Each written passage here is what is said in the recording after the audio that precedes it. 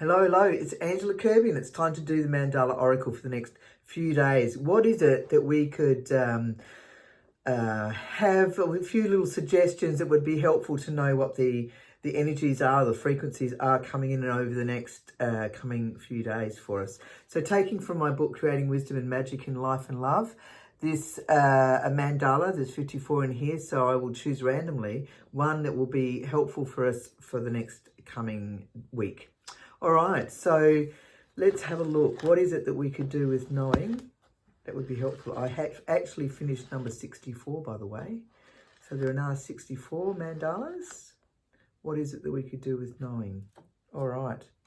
I came up with a whole lot. And these are ones that you can colour in at the back of the book.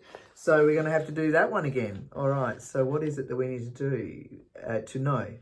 So we have partnership. All right. There we go. So we could actually look up. I mean, that happens. There's a lot that goes on in this book. So there's 54 mandalas and that's one section. So sometimes that can happen. You can open up at a page where there isn't a mandala or there's a whole lot that aren't related to what we're doing here. But, you know, that's a part of the process and that's okay. So partnership is number 46, but you can go to my website to see this particular mandala. And if you go up to the top right hand corner, it's art, and click on the link and it's Mandala in Life, and you go to number 46 and you can see what that one is. And these two people are actually joined together, so you can see it a bit closer if you go to the mandala. It doesn't have what the meaning is. If you want to know what the meaning is, you need to actually have the book. All right. So a circle of love, this is the mantra that helps us to get into a state where we can take on what the message is more relevantly. More relevantly? Is there such a word? More easily. Anyway, okay, a circle of love, a circle of life. This mandala is now in our life. Allow it to open our pleasure and delight through seeing and feeling. In meditation, it will guide us. Allow it to whisper its wisdom. Can we hear what the messages are? Write what we hear and feel and study it deeply and release for our path to be. Okay, so partnership. The barriers have lifted. Joining with one another, being wary serves a purpose as you become familiar with the light and the darkness of one another. So what are you not saying? What are your fears? There is no hurry or sense of urgency as you tend this new path. Watching the signs of codependence and not losing yourself in another. This love partnership was unexpected. Love came into your life and was caught you by surprise. It developed easily. It unfolded with grace as you opened to one another. With laughter at how much depth and friendship has been shared, stepping into the next level was natural, unforced, and coming from integrity. So being yourself without effort, as you can express your feelings fully, speaking and sharing your truth with the other. And that's a for sure sign that you're in, on a similar pathway and you're getting along with somebody. There's no point in being all aggravated, is there?